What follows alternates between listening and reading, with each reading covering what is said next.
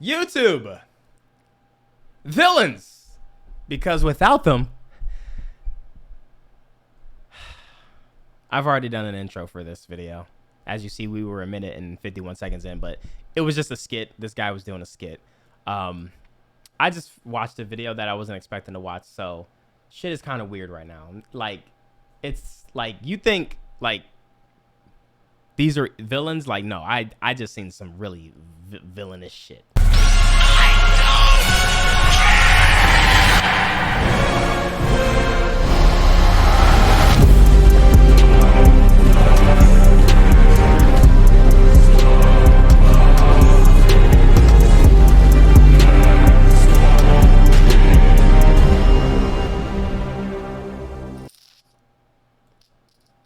Yo, the Oblivion with the 5. If I get the subs, I appreciate you. Let's delve into the defense of pure villains. Or complex, but a lot of the time, man, like someone of pure evil incarnate would be the better choice. I can't help but think of Jack Horner in Puss in Boots 2. You're not gonna shoot a puppy, are you? You wouldn't shoot a puppy, would you? Basically, everyone loved watching him, not despite the fact he was pure evil, but because of it. It's so fresh to have a story these days go against the trend of making every villain sympathetic. Sometimes evil just works. Yes, I agree with that. I hate how the villain gotta be soft in order for you to, like, kind of see his side. No, bro. If the villain's actually really a good villain, we don't see any really redeeming things about him. It's just like, damn, that's kind of fucked up. But it's like, because he's such a cool villain, you like, yo, I mean, he fire though. So it's like, bro, not all niggas gotta be like, I'm doing this because my wife died when I was younger, and I just was like, bro, no, like, let a nigga be a villain for real. But why? And how do you decide whether or not your villain is oozing with nuance and sympathy, or simply an irredeemable monster? That is a surprisingly tricky question. A great place to start is Lord of the Rings. It doesn't just have the original Dark Lord that I ain't gonna lie, chat. If you haven't seen Lord of the Rings because you think that shit's too long and too fucking boring, I agree with you because I thought the same thing. But then I actually sat down, took the time to watch him, and then I ain't gonna lie, that shit is gay as fuck, bro. Don't watch that. I'm joking. I was gonna say gas. Kicked off not just that fancy trope, it kicked off all of modern fantasy. It also goes for an approach to pure evil that works really quite effectively.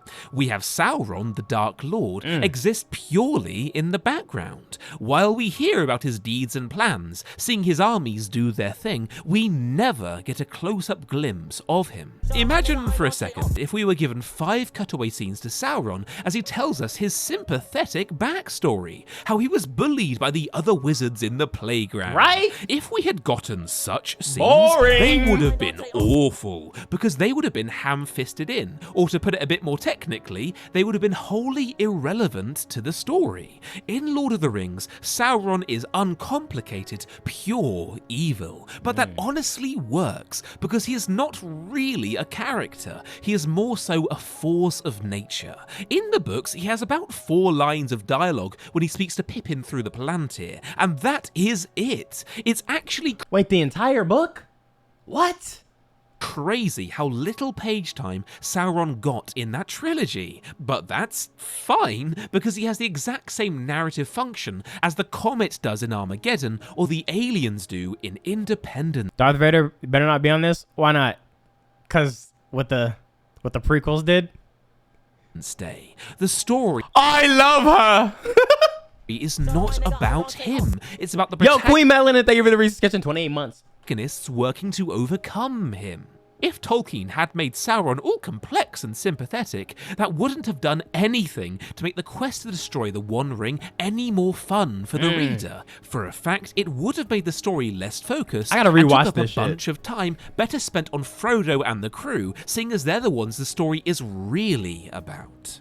There is a benefit to having simple characterization like this, playing into archetypes like the wise mentor or the evil overlord, because you don't need to spend much time with them for the audience to understand exactly what they are and the role they serve in the story. If you're doing short fiction, playing into the Dark Lord trope might just work fantastically for you, because you need only to convey that trope is being used, and the audience now has a clear understanding of who this character is, and that he has some nebulous goal of world domination and almighty wizard-like power. Playing into archetypes like this and exploiting an audience's preconceived notions of everything around a certain trope can make your story much leaner, as you now need to give far less setup That and nigga, exposition. oh my god. But you know what? What's the...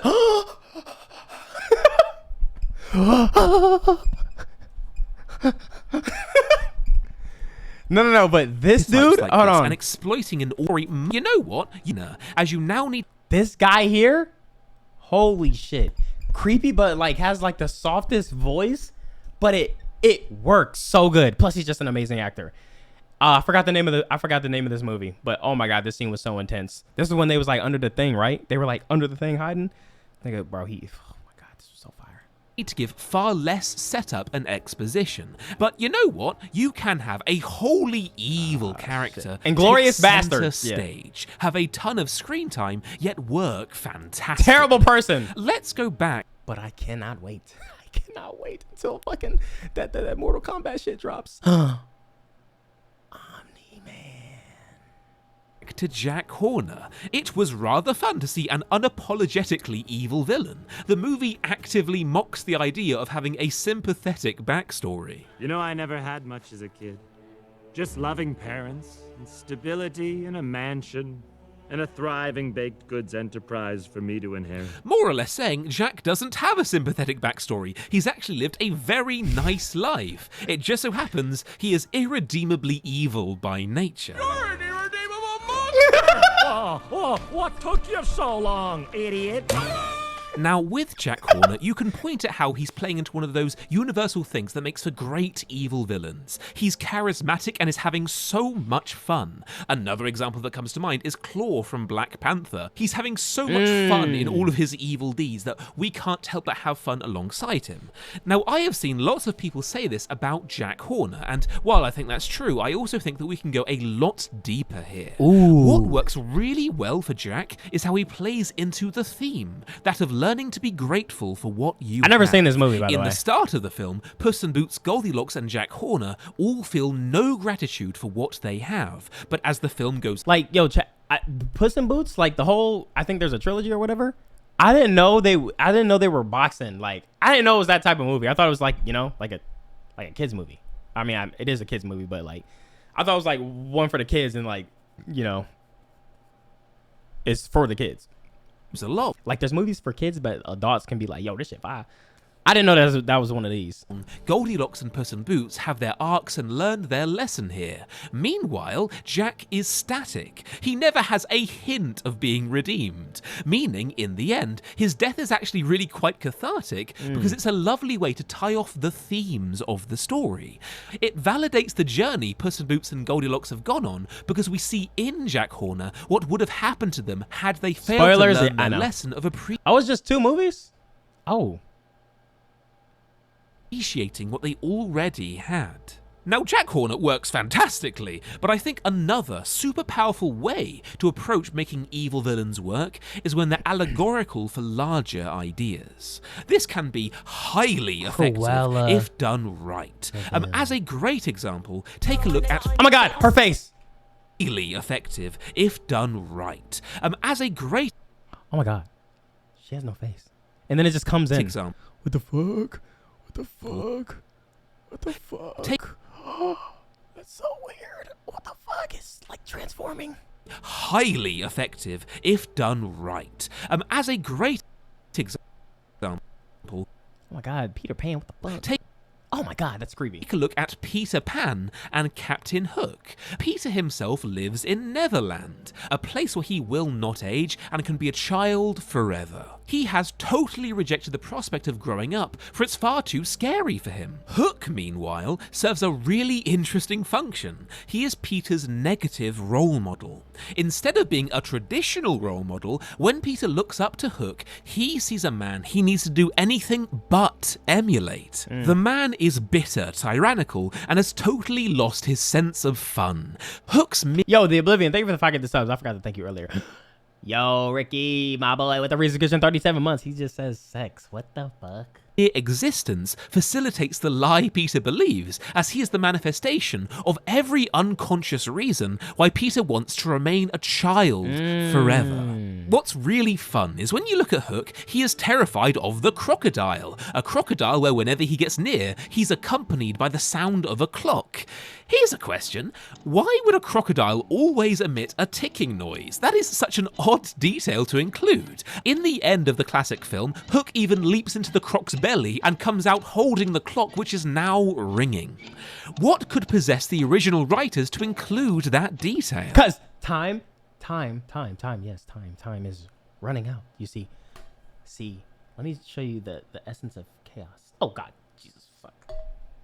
Well, it's because this right here is another symbol. The crocodile represents death, the ticking represents time, and the two combined represent the impending inevitability of death as it closes in on Hook. That's deep. Maybe it won't get him today, maybe not tomorrow, but it will someday.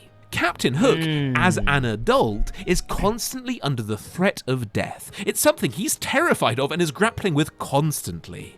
Meanwhile, for Peter, a perpetual child, when he hears the crocodile, he reacts like this. Say, Captain, do you hear something? Death doesn't bother him because he's a kid, and the idea of his own mortality, it's something he has yet to grapple with. He finds it terribly fun as the crocodile comes and Hook runs in fear of it, oblivious to the fact that one day it will come for him too. To a degree, to learn to embrace the inevitability of death is to become an adult. You can't grow up until you've embraced this fact. Of course, Peter wants to remain a kid, because why would he want to end up like Hook, a neurotic, hateful man who does not enjoy life, living in terror of the crocodile that will one day surely eat him. In the chat, y'all understand that? Now, the question is, do y'all hear the clock? Because I for sure hear the clock. I know there's a clock there, but I'm not worried about the clock, you know? I'm just still gonna live life. I don't, you know, the clock is just there, but I'm not constantly looking at it and shit like that. Classic story. You can't do that, because if you're constantly looking for the clock, you're gonna miss the life you could have just been living, buddy. Hook works fantastically as a villain, not in spite of him being a purely negative character, but because of it. Of course, you spend your time looking at the clock, searching for where the noise is coming from, you gonna find it, and then by the time you find it, it's too late. Damn, writers, what the fuck? That's kind of hard. The conclusion the themes kind of inevitably lean towards here is that the key is synthesis. You do not want to be like Hook, obviously, but you also don't want to be like Peter. You want to be both. This is why I love the film Hook so much, because in the beginning, Peter has become Captain Hook, effectively, an adult who has totally lost touch with his inner child, with no sense of fun. Everybody just shut up! Sorry. But Peter learns his lesson, attuning with his inner child, and in the end, he goes back to the real world as this new version of himself, as he's embraced his inner Peter Pan, much to the joy of his family. It makes for a wonderful arc. It is so rare to see an adaptation that takes so much creative liberty, yet also totally gets the core themes of the original and expands upon them in respectful, powerful ways. And somehow, we've lost all of that. We've essentially lost all of that, and this just progressively just made things worse. Okay? Like, what the fuck happened, bro? What happened? Captain Hook is pitch perfect for the themes the original was exploring. So pitch perfect, Hook, a film which is criminally underrated, saw no need to reimagine him whatsoever, because how can you improve upon perfection? So, what I find really interesting is looking at the recent live-action remake of Peter Pan and how they totally screwed this up. Because, you guessed it, Hook is now a sympathetic villain, where he has a really tragic backstory, and the writers tried really really hard to get us to sympathize with his motivation of Who saw this movie, chat? Who has seen this movie? Not me. And I'm so glad I didn't, because what the fuck, bro? Boy, what the fuck? hunting down and killing a group of children. What peeves me here is how the writers of this remake weren't clueless. They understood the intentions of the original and tried to keep the allegories and themes intact. Hook even says in one scene to Wendy about himself, "This is what growing up looks like." But while they tried to respect the original, they did a miserable It job just at actually achieving hit that. the same. Why? Well, in the new film, Hook was once a lost boy along with Peter. In fact, he was Peter's best friend. I was a But lost then boy one day, in a Hook van. voiced that he missed his mum. And from that, Peter threw a tantrum and banished him from Neverland, not sending him back to his mum, rather leaving him abandoned in the middle of the ocean. Because of this, Hook has now grown up, and his motivation in the story is to get revenge on Peter for his betrayal. Now, does this make Hook more sympathetic? Sure, it absolutely does. Being betrayed sucks after all. But here is the crucial question. What does Hook's new sympathetic motivation of revenge for being so horribly betrayed by his best friend do to bolster that original theme of his character? The answer? Nothing. Not that I can see. Holding grudges is not exclusive to adults. Kids do it all the time. This addition does nothing to bolster that original allegory, making said allegory really start to fall apart. Why does this here. look like like a Hulu original? Yo, chat, y'all remember this song? Y'all Wanted to talk hold for on, hold on.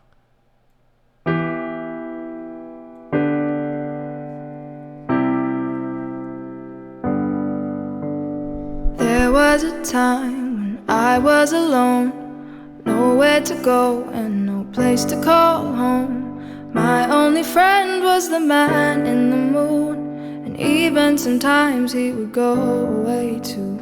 Then one night as I closed my eyes, I saw a shadow flying high. He came to me with the sweetest smile, told me he wanted to talk for a while. He said, "Peter Pan, that's what they call me. I promise that you'll never be lonely." And ever since that day, I am a lost boy from Neverland, usually hanging out with Peter Pan. And when we're bored, we play in the woods, always on the run from OMG is that song from TikTok. Yeah, we're done. They committed a cardinal sin of writing here, and that was seeing elements of their story in isolation, failing to consider the larger scheme of things. Too many writers fall for this trap right here of throwing in an element that they like making their villain highly sympathetic, because they think, ooh, I like this thing. I want this cool thing in my story. Yet they give no thought to how well that element complements the other parts of the story. The theme. That's Peter Pan? That's their Peter Pan? No thought to how well that element complements the other parts of the story, the theme, the protagonist's journey, and so on. A story is like a machine. Never think in terms of how cool can I make my villain, this individual cog, be. Instead think in terms of how can I make the relationship between this cog and the other cogs as cool as it can be. The more you think in these terms, the leaner your story becomes. The more each part works in harmony with the other parts, and I'd certainly argue the better your story is in the end. You can have a sympathetic villain, absolutely. You can also have a pure evil Are we getting another Kingdom Hearts game? mustache-twirling bastard. Both can work, but neither is ubiquitously the right choice. Honestly, I don't think we should. Like, what the fuck are they gonna do, bro? Sora's gonna visit the fucking live action Disney movies. It's gonna be a fucking tragedy. Now, as a caveat to the idea of making pure evil villains allegorical, That's crazy. That's crazy to just throw a can of a drink at a child, though. Like, you want to tread carefully here because it can go horribly wrong. Someone consulted me a while back asking for feedback on a story, and I'm changing basically every detail apart from the ones that matter so no one can recognize it, but the theme of that story was abortion. Is it good or bad? Which is a very... I reacted to the trailer. Wait, what? For Kingdom Hearts? Be contentious theme to cover, but it's also quite a rich one, and it could make for a very interesting story if properly explored. Ellie! This person made a great choice in having one character take one stance on the theme of no, it should never be done, and the other main character had the opposite stance on the theme of yes, it is a wonderful idea, let's do it all. Wow, I remember this. Damn, this was a year ago. What? What is even happening? Oh my god, I remember. Oh my god, he's...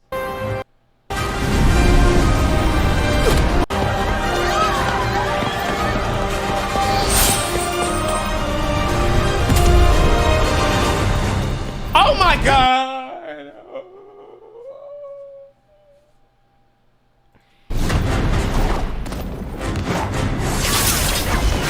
Yay, there will be another Kingdom Hearts game, but it'll definitely take a while to come out since a video game strike is happening currently because AI is taking over video games now. Wait, there's a video game strike? Wait.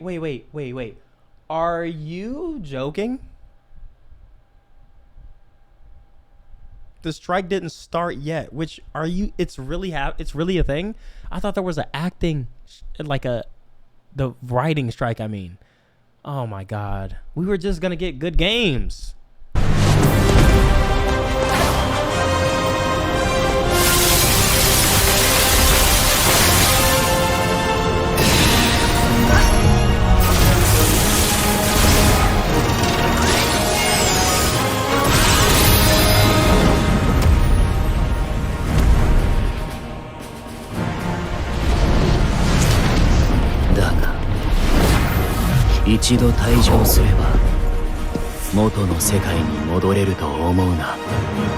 Organization 13. Yo, this is crazy. All the time. This made them both proxies for one side of the debate, enabling a full exploration of the idea. Everything they had on paper, in theory, was fantastic. The problem lied in, and yes, I'm sure most of you can tell where this one's going, because she made the person who was pro-choice a pure evil villain. They made the person advocating for choice a murderous, sociopathic maniac who manipulated everyone she came across, and clearly the writer was trying their very hardest to make you hate this person. The problem is, this is called straw manning. It's when you have a bias as a writer, so you ennoble the sides of arguments that you personally agree with, only focusing on the good of those things, then demonize the sides of things that you disagree with. Oh my god, that's literally what's happening in so many movies. That's exactly what's happening in so many movies. Only focusing on the negatives of those things. As a result, and they did that shit in Last of Us 2. Fuck that shit, bro. You are giving a dishonest... Yeah, there's a list of devs that are going on strike. Bethesda being one of them. There's a writing strike, an acting strike, a video game strike. VFX workers are unionizing at Disney for better work conditions, which will probably end up as a VFX strike too, and also AI taking over music, so there might also be a music strike as well. Oh shit. Well, I'm gonna be honest. Maybe the music strike needs to happen. Maybe the music strike needs to happen because maybe now artists will try like so many different things that are like not that are unique to like humans. No.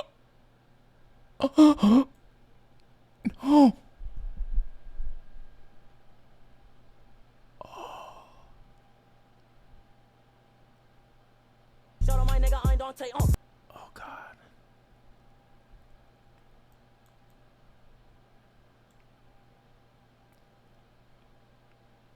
Oh my god. Wait, wow. EA Sports, we're on a break. Exploration of the topic failing to resonate. If it does happen, if only they pay these niggas more, this wouldn't happen. That's what I'm saying. They got the money. Don't bullshit me. Pay them, bro. With the truth of things. Also, AI is getting out of control. I definitely understand the writer's strike thing. Like, there's literally a website you can go through to write like a whole paper for you or a whole idea for a show or something like that. meaning your stories will not be impactful for it.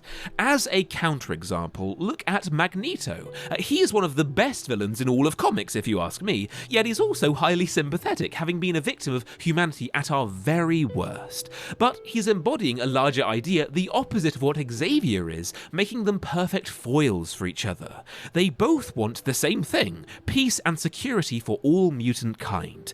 Xavier just believes this can only be achieved through peaceful cooperation with humans. Eric, meanwhile, believes this can only be achieved through domination over humans. The obvious parallel is Martin Luther King and Malcolm X. These two characters are representing both sides of this universal topic.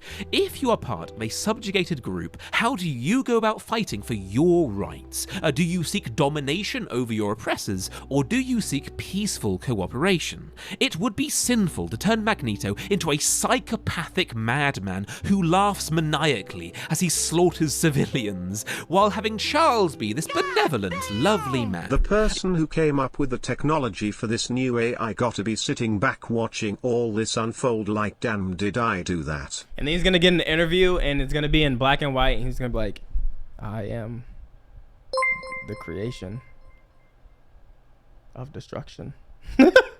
I am It's like, buddy, calm down. You made a fucking AI app that makes Drake sing like these fucking my booty hole, my pussy, whatever the fuck, bro. Like, calm down, buddy. Bias can genuinely ruin a movie. They remade a popular horror movie called Black Christmas that was a women-focused movie, so they took that and ran with it, making the remake insufferable, and it got awful reviews. Black Christmas? God damn! Wow. Oh my god, please. I can't anymore. I pray they don't ruin Kingdom Hearts. Please, please don't desecrate Sora by making him some other shit. You know what you are, boy. You know what you are. If you watched the Read Dead RP, you know reference Lamau. God damn! This is so random. I just went on Twitter and saw Kanye got banned from boarding Venice boats for indecent exposure. Crying face. I saw that. I thought that picture was fake, but he was actually getting neck. All these TV seasons are nearly finished. We won't be able to see a lot of new episodes for television, and either November or December could be the last month for movies to come out in a while, since many studios are pushing movies back half a year. Bro, what is gonna happen, bro? Imagine no new music, no new games, no new movies. What the fuck am I gonna react to, bro? I hate to make this about me, but like, where's the content, man? Where's the content? If you did that, you'd be strawmanning one side of the debate, and so your story would fall flat. Go outside IRL. I can't do that, okay? I see a lot of these streamers, they're going outside and doing shit. I just can't. I can't be one of those people, bro. Okay, because I'll end stream the second I go into a motherfucking Foot Locker and niggas are saying that I have a bomb in my backpack. I'm done. Okay, I'm cutting the stream off and I'm just done. I'm over it. Completely over it. Because of it. Admittedly, Magneto is an evil guy and he does kill people, while Xavier is significantly nicer than Eric, but their actions are still largely achieved. Y'all want me to start hanging out with Fousey too, man? Huh? Yeah. No. Okay. No, bro. To what someone of their stances on this theme would actually do. Magneto is interestingly not a hate-filled man. He only kills people when they get in the way of his larger motivation of securing the future of his people. It just so happens that most of the time that involves killing the humans because they're in the way of that goal. The truth is, allegorical villains are a double-edged sword. They can work fantastically. They can also backfire. React to Percy Jackson books or read books on live. Read books on live. Yo. As I'm reading, I get a live reaction. He then was struck by the sword of the. No way! Struck by the fucking sword of the man of the. Struck by the sword of the man on the hill. What? It's gonna come to a point where either Congress or Supreme Court have to get involved in banning AI, cause that's what these studios from television/movies, video games, and music are banking on. I mean, I don't see the problem with it. Yeah, it's funny like seeing those videos because even like you see sports pages posting it. They'll have a picture or like a AI render of LeBron James shooting a basketball, but it's like through different pictures of like skeletons or the olden days or some shit like that. So it's just like, bro, AI is just really, I ain't gonna lie, it is kind of disrupting the flow of things horribly.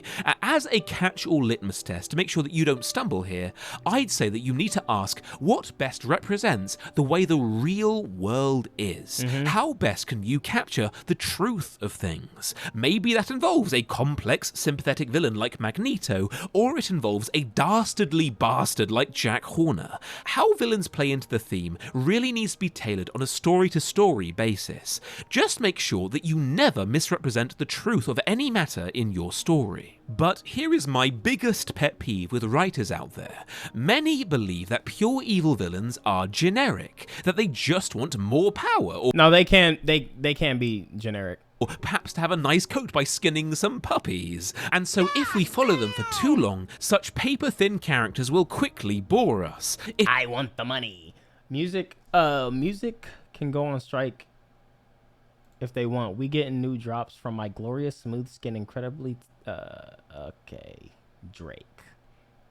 It is because of this belief that many writers will make their villains sympathetic because they believe if you want to make your villain a complex one, they must be sympathetic or they will lack depth. If you ask me, this is total bollocks. Because if you have a character who is terribly... What's your opinion on Puss in Boots? I haven't seen it, but I've heard so much good things about it that I have to just think that it's probably fire. Evil, purely so. That does not mean they have to be simple. Look at Homelander. He is one of the best written villains we've seen in recent times. Talk about it. I did a whole video a while back analysing him, which you can check out by clicking that thing in the top right corner. But despite the fact he is pure evil, he has a very complex pathology going on. He is a narcissistic sociopath who craves admiration and power. These two desires of his conflict all the time, where he has to control his urge to murder people, or he will lose his admiration from his adoring public. These conflicting motivations of his create some very powerful tension, where we never quite know which will win out, making him highly unpredictable. I'm gonna do something, but IDK yet. Also, One Piece is dog. Is dog? And ever since he started hanging out with his son, it's been really interesting to see how such an evil man goes about raising a kid and slowly corrupts him as time goes on. While Homelander is irredeemably evil, he is plenty complex enough that he is still electrifying to see on screen, scene after scene. Honestly, getting an accurate depiction of narcissism like this in a superhero makes for a fascinating character, if you ask me. There's an ironic dissonance to be found because superheroes are meant to be selfless, but Homelander is purely selfish. A fair few people have said The Boys has started to get a bit boring these past few seasons, and honestly, I kind of get it actually, but I don't think that's got anything to do with Homelander not being complex enough. It's rather because of a larger plot-based issue of how they've been failing to give us this feeling of progression on the large scale. Furthering this point, let's say you wrote a story about a dictator in the style of a certain one from the 1940s, whose name I cannot say or I will be demonetized. So I'm going to call him Mr. H from now on. If you wrote a story following him and you truly nailed it, where you properly depicted what such despots are like, that sounds like a character who is oddly fascinating to follow. In such a case, you would have a character of pure evil, but the idea of following Mr. H do as he does, as the viewer comes to understand his mind as they glimpse all of the chilling, subtle, bizarre nuances of how such a depraved man thinks, that sounds like a fascinating character many people would find oddly engrossing. One of my favourite foreign language films is Look Who's Back, and the premise is that Mr. H is magically transported from the 1940s into the modern day. What? Mr. H is the main character of that film. Of course, he is deeply hateable, but my god, the film touches on some fascinating ideas. Namely, that the evil back then did not stem from this one man, it stemmed from the people. Mr. H just so happened to be very good at galvanizing the people and riling up the monster within them. And as Mr. H gains followers in the current day, riling up the masses, entering the realm of German politics to great success, it makes you realise the depressing truth that the evil from way back then was not unique to that era. It exists right now, and all it takes is the right man, the right political environment. Whoa! Wait, what is this movie called? Chat, what is this movie called again? And it might just happen all over again. Look Who's Back shined a light on a depressingly insightful thing that I had never imagined before watching it, and it did so with a pure evil villain as the main. Oh, look who's back. What the fuck? That's crazy. That's a crazy concept. What the fuck? I mean, you couldn't name it anything else. Like, who's gonna buy tickets for a film called Mr. H? You know, the name. Look who's back. What the fuck? How have I never heard of this? Main character. Anyone who pretends that pure evil makes for inherently unnuanced, uncompelling. Damn. Hold on. I kind of don't want. I don't want to get spoiled. I feel like you better. I mean, whatever. Fuck it. Stories is kidding themselves. But more because it's foreign. Duh.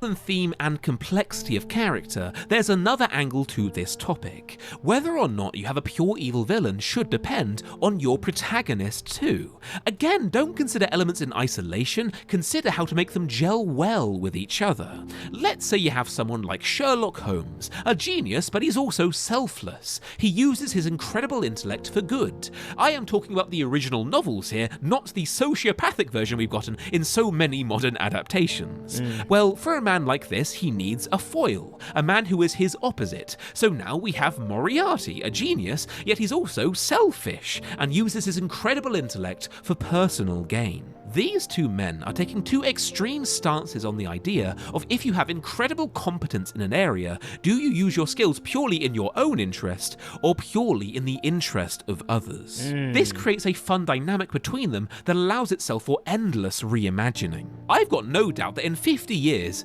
people will still be telling stories between these two characters. But then this idea gets a little more nuanced when you look at characters like Joker and Batman. And in 100 years, people are definitely still going to be talking about Batman and Joker and making different renditions.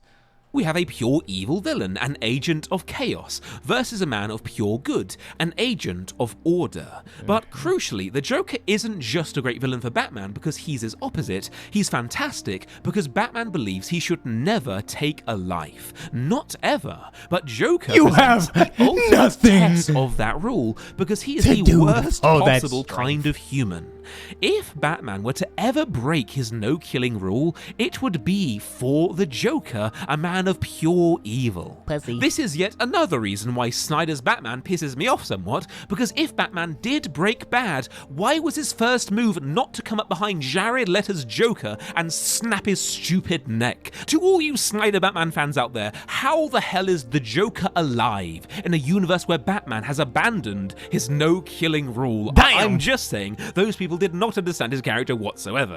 But you know what? It's true what they say. A hero is only as good as his villain, because every time Batman interacts with the Joker, it is the ultimate test of his moral integrity. To the people saying sympathetic villains are always better, here is a slam dunk answer proving them wrong. And that you're a bitch because you want to bring feelings into it. Shut the fuck up, pussy. Because imagine if the Joker were sympathetic, if he had a really tragic backstory. Well, you've got to understand. I was bullied when I was younger. What? Who want to hear that from the Joker? Batman! Did you know I was bullied as a child? They threw balled up pieces of paper at me and spits on me. It made me cry in the bathroom. That is why I torture today. Because of the torture of my past. Like what? Like nigga, what? blow some shit up, man. And he has a daughter dying of cancer. And he's only robbing banks because he needs the money to pay for her treatment costs. Boo. Oh my god, that is a terrible idea. It would ruin this wonderful dynamic these two characters have going on. Facts. Because that reduces the motivation Batman might feel to murder him, meaning the Joker presents less of a challenge to Batman's character, making him a worse foil for it. I'd even go out and say that while Joaquin Phoenix's Joker was an interesting take on the character, going for the sympathetic route with him, which did work quite well as a standalone story, I can't help but feel that if he went toe-to-toe with Batman, I just don't think he'd be as good a foil as the other versions of Joker, due to him having that sympathetic touch to him. Yeah. The truth is, pure evil villains can work fantastically, but you should never throw one into your story. Bro, y'all gotta think about it, bro. We done seen this man get bullied in the train and kicked in the balls, kicked while he's down.